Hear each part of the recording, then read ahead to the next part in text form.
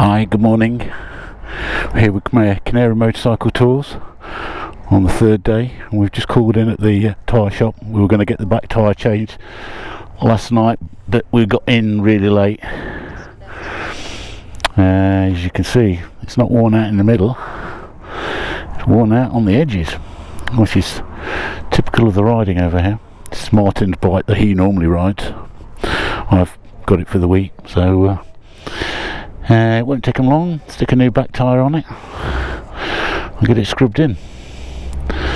But you wouldn't see that in England. Perfect centre still, no tread on the outside. Ah dear. You'll miss that time, won't you? I will, yeah. What's this?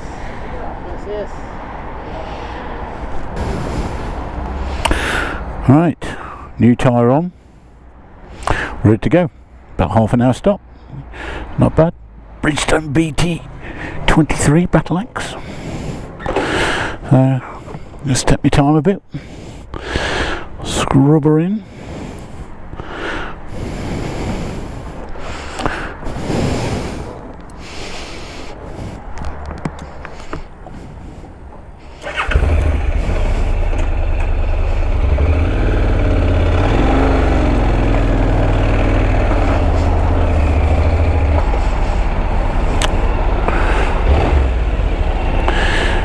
It's an interesting dash on this NC750.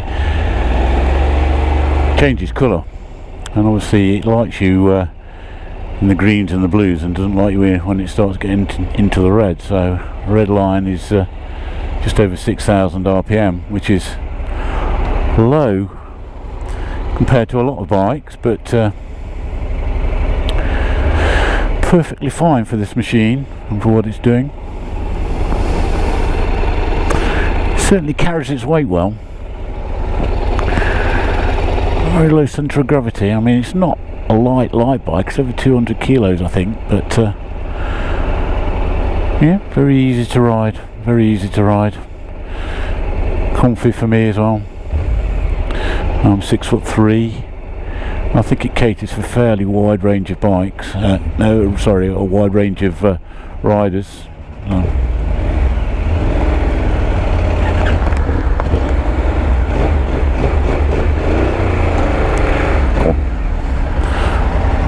Right.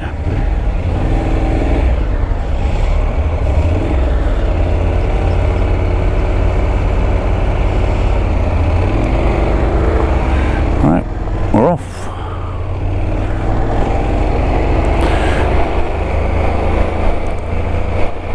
The first gear, if you watch the rev counter, look, Martin won't thank me too.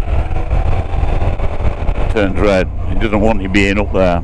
Certainly not for fuel efficiency.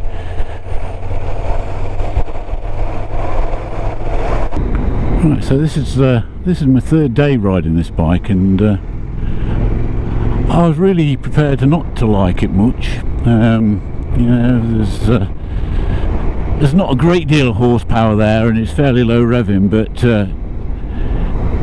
here in the islands it's perfect tool for the job. You know, I've barely been in 5th or 6th, you know, it's all corners like this really. So as you saw earlier in the video, you know, the tyres worn all the way out on the edge, and the centre's still good. Oh god, look at this. Oh god, cyclists, they're everywhere in every country, including here, holding the traffic up. They're not giving a shit basically.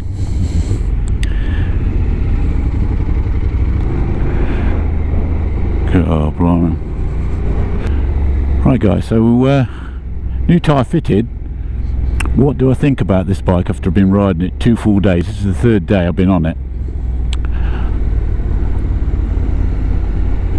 I like it. I do like it. I mean, to give you a bit of background, I ride an MT10 at home, which is a seriously powerful bike. you know, revs up to about 12,000 RPM, so it's a completely different style of bike. And I arrived on the island prepared to quite dislike this bike. You know, I thought, well, it's not going to be powerful enough, it's not going to be revvy enough. But my fears have been put away really after a couple of days of riding it. It's certainly plenty enough for the roads on this island. You know, I can't think of anywhere where I've other than the main motorway around the edge of the island, where I've had it in 5th and 6th. So you know, it's a really talky little bike right from nothing, and that's what you want when you're on these hairpin type bends here. There's no other bike. I mean, my wife's on a Hornet, which is a much higher revving engine, and at best part of 100 horsepower, and I wouldn't say she'd be any quicker than what I am around here, although she's quite a quick rider. And I rode that bike last year because I thought, well, I need something with some horsepower. But now I would say this for me, certainly being taller, has been an easier bike to ride. I was way too crunched up on that. It's too small for me really, and I've been really comfortable on it, really happy riding it. It's easy to ride. I know it's not the lightest bike in the world. I don't know the exact weight, but it's over 200 kilos, and but I've been surprised it doesn't feel a heavy bike, even slow manoeuvring. It's got that the engine's low down, a little bit like the BMW GS carries its boxer engine low, and centre of gravity is low, and it's just an easy bike to ride. It's an unintimidating bike to ride. But it doesn't mean to say it's just a commuter bike. It's far from that. Far from that. It does everything well instead of doing one thing spectacularly. I think it's the best way to describe it. It's a good all-round bike. Yes, you can commute on it, and it's quite fuel efficient. I mean, when you're running lots of the bikes like this, and Martin's part of the deal is that Martin fills them up every day as well. So I mean, once you've booked onto the trip here, he fills them up. So it makes a big difference as well that he buys a fuel efficient bike. And the trouble is, if you've got a mega high revving engine, the temptation is just to keep it in 1st and 2nd and go everywhere in it like that, and they tend to snort down the fuel then. Whereas, you know, here you've got to use the gearbox a little bit, although most of the time I'm riding, well, I'm in 3rd now, I'd say most of the time I've been in 2nd and 3rd around some of these tight bends, and it's perfect. And you think, first day I was riding it, I was changing it down, and you don't need to change down.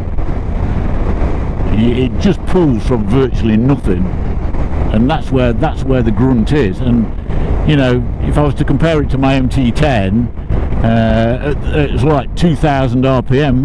It pulls harder than the MT10 at that sort of revs. But it's obviously, once my Yamaha gets spinning up, I mean, it really is a way, and it's not what this bike's about. But you can see it's still loads of fun, loads of fun. Just trying to be a little bit careful here. So I'm aware I've got a new back tyre on it, but don't think it's going to cause me any problems. It's mid-20s now. I think I saw one of the chemist signs with 27 showing, which is impressive for the middle of December. But yeah, going back to the bike, I like it. It's a good bike, and you know, people say, you know, it's an NC750. I'd say no, it's an NC750. It's a good tool. It's a good tool. Just because it doesn't rev high doesn't mean to say it's not a proper bike, and it is. It's a good tool.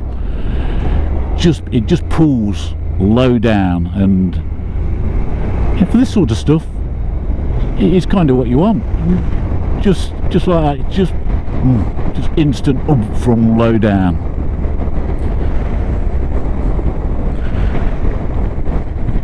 far as comfort's concerned, yeah, I'm perfectly comfortable.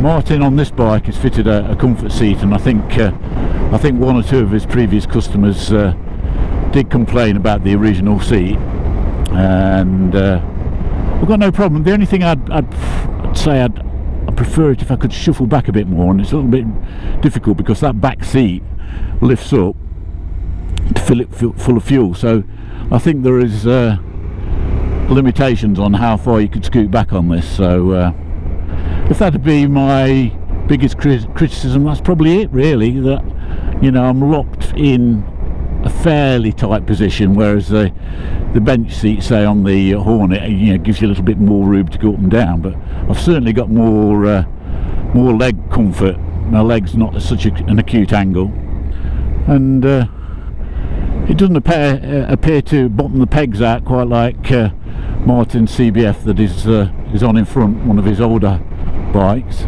You know, when we were going around the corners yesterday, I could see sparks flying where it, you know, we weren't touching down on here. So you've got a reasonable amount of ground clearance. Probably not as much as the Hornet in front of me.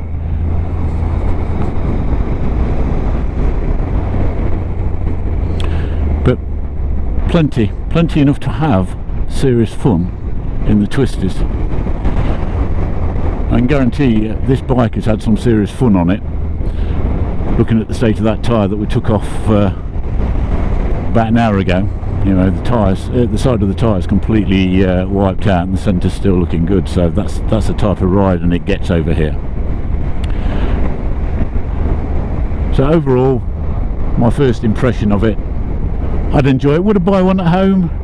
Probably not, but would I enjoy riding one as a hire bike? Absolutely. It's a good tool for the job. It's enjoyable, and it is an enjoyable bike to ride. It would have been interesting to have a go on the DCT model without the clutch, but I think more people will be at home getting on a bike.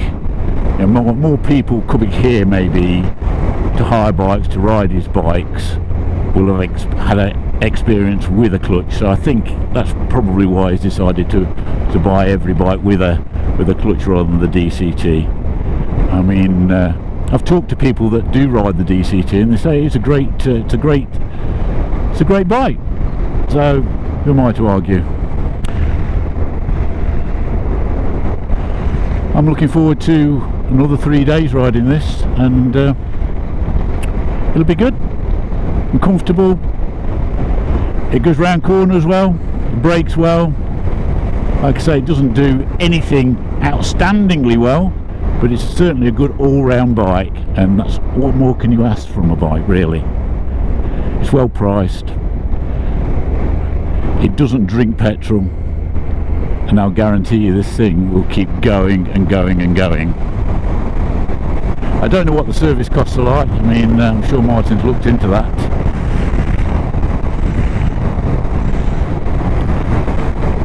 I'm sure it matches up to lots of other bikes.